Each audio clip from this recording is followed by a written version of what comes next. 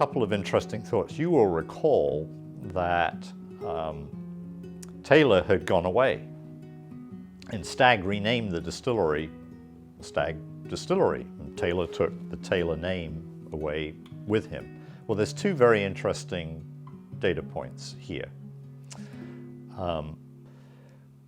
We ended up with the trademark for Stagg, and Jim Beam attempted to launch a brand called Red Stag, which was clearly a potential conflict. Why does Jim Beam come into this story? Well, ironically, Jim Beam bought National Distillers. The relevance of National Distillers is they had bought Taylor and all of Taylor's property. So Taylor had become a trademark of National Distillers. Jim Beam had bought National, and Jim Beam therefore owned all of the intellectual property to Taylor. During the negotiation of this Stagg dispute, we were able to get the Taylor name back here at the distillery. So Jim Beam, as part of this agreement, transferred the Taylor name back, and we became Taylor. So we were able to reunite Taylor with the distillery. To celebrate this occasion, we actually had a reunification event, which was quite risky since the last time the two had been in the same building, they did not get on very well together. So we had members of the Stagg family come down. We had uncovered 60 members of the Taylor family, and we had a tremendous event here at the distillery. And ironically, that afternoon, if you looked up to the sky, there was a clear line with thunderstorm to the left and clear blue skies to the right. It was the darndest sight when you looked up that you had ever seen. But in fact, we have created a room in one of our buildings here called the Reunification Room. So whether they like it or not, Stagg and Taylor are to ever together in the same room again. But what it did is we had a building on the property that we had figured out was the oldest building on the property, which is the old Taylor House, 1792. But very close behind that was the O.F.C. building. And with Taylor coming back and with that name, we were very interested in the O.F.C. building. And we had decided that we were going to convert it into meeting and convention space. So that was what we were going to do with it. And it's an interesting building because it made George Dickel, when Tennessee was dry after Prohibition, but Kentucky had gone wet. So it had been a distillery. We didn't know an enormous amount about the building, but we knew that it had great bones and it would make for a wonderful convention center meetings. So we did. First thing we had to do was, because of the American Disabilities Act, we had to put an elevator shaft in.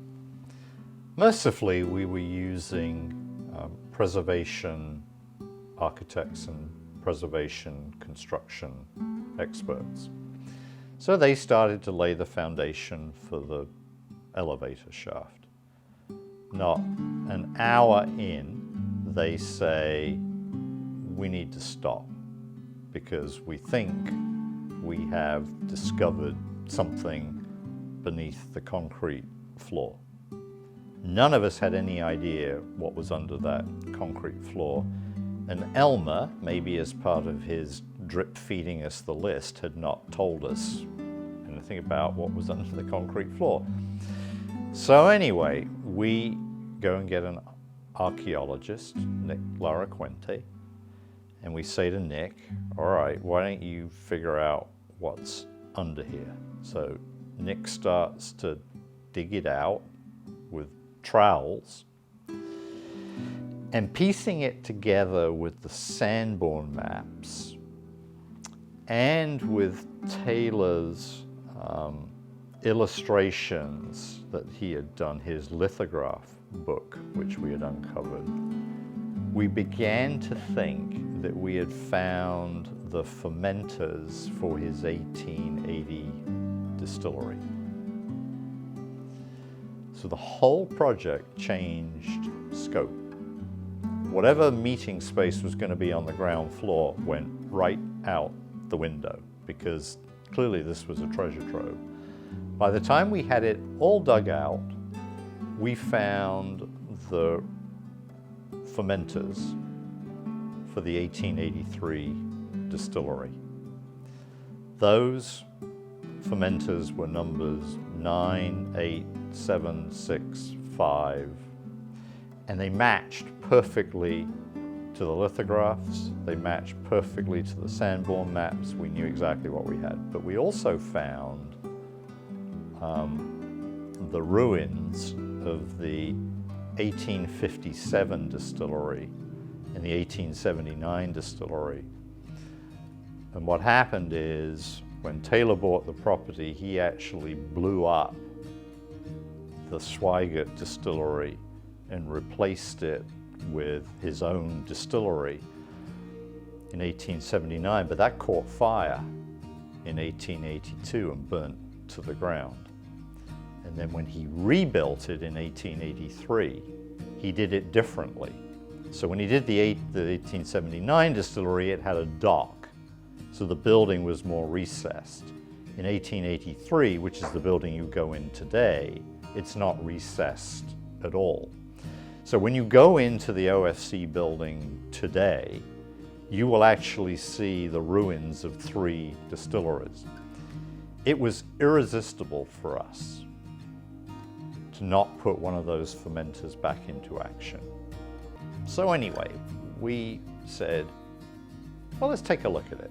Right, we're quite adventurous, we're quite experimental, why don't we just see? So we convened a group of stag retirees.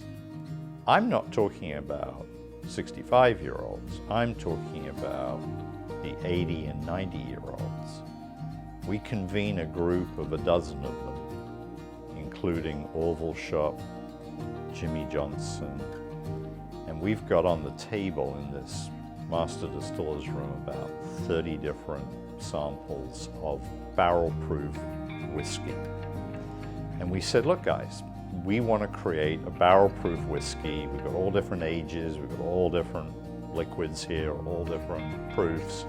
We want you to taste them for us, and you pick.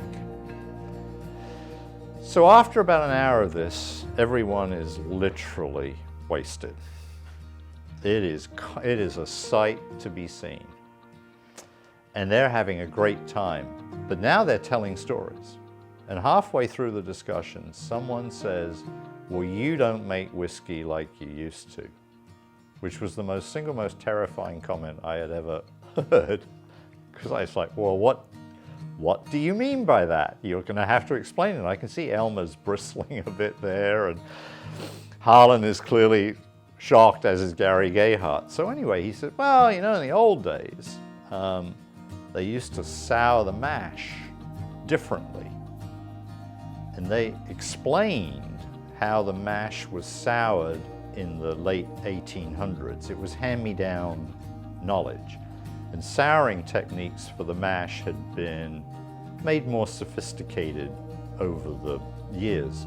So we actually wrote this, got them to write the thing down verbatim. And I say to Harlan, go get a patent on this right now.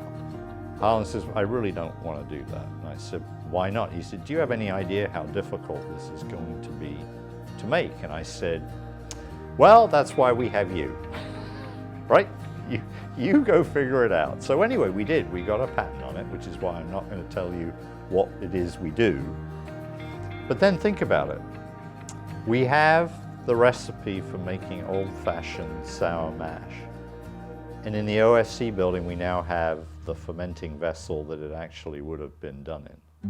So when you go into that building today and you look into that recreated fermenter, what is in there is how we were making old-fashioned sour mash.